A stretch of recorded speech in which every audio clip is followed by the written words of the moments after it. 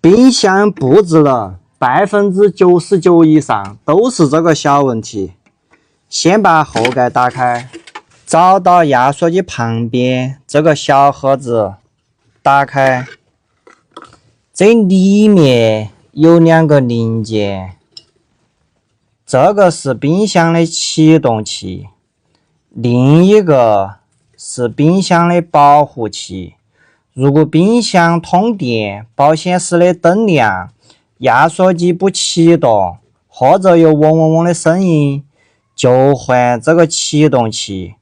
如果冰箱不通电，没反应，或者频繁启动又断电，就换这个保护器。花几块钱照着在网上买一个一样的来换了就好了。